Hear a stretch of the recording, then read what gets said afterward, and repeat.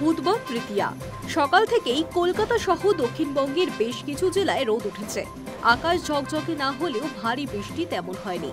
মঙ্গলবার দিনভর দুর্যোগের পর বুধবার সকালে রোদ দেখে খুশি সকলেই। তবে আশঙ্কার বিষয় বৃহস্পতিবার ফের ভারী বৃষ্টির ভ্রুকুটি রয়েছে কলকাতা সহ দক্ষিণবঙ্গে।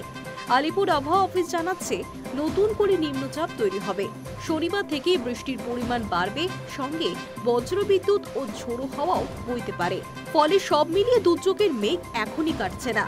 মঙ্গলবার অনেকেই বাড়ি থেকে বেরোতে পারেনি। ওয়ার্ক ফ্রম হোম কিংবা খুব প্রয়োজন ছাড়া অফিসে না যাওয়ার পরামর্শ দিয়েছিলেন মুখ্যমন্ত্রী। কিন্তু বুধবার সকালে আবহাওয়ার উন্নতি হওয়ায় অনেকেই অফিস গিয়েছেন। আবহাওয়ার উন্নতি হলেও কলকাতার চিত্রটা মঙ্গলবারের থেকে বুধবার তেমন পাল্টায়নি। এখনো কোথাও হাঁটু সমান জল, কোথাও কোমর পর্যন্ত জল জমে রয়েছে।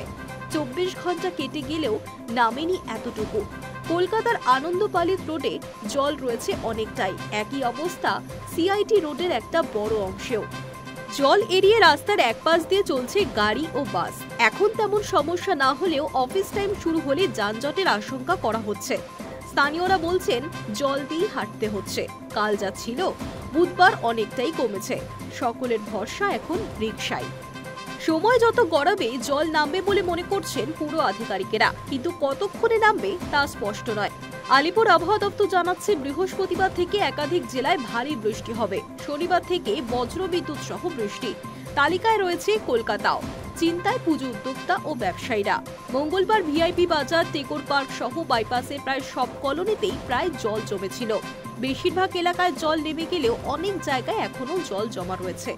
বেশ কিছু দোকান বন্ধ বুধবার সকালেও। বিদ্যুৎ বিচ্ছিন্ন করে রাখা হয়েছে রাস্তার। টেকোর পার্কে এখনো হাঁটু সমান জল। গাড়ির বোনেট পর্যন্ত জল উঠে যাচ্ছে, ফলে গাড়িতে যাতায়াত করাও সম্ভব হচ্ছে না। নিত্যযাত্রীরা বলছেন, ক্যাব পাওয়া যাচ্ছে, গাড়ি পাওয়া যাচ্ছে না। এই পরিস্থিতিতে কেউ অসুস্থ হলে কি করব? পাম্প চালিয়ে জল বের করাও হয়নি। আবার নিম্নচাপ বলছে, যাব কোথায়? এই জল কবে নামবে, কবে পরিস্থিতি স্বাভাবিক হবে তা কেউই জানে না। Hi News network.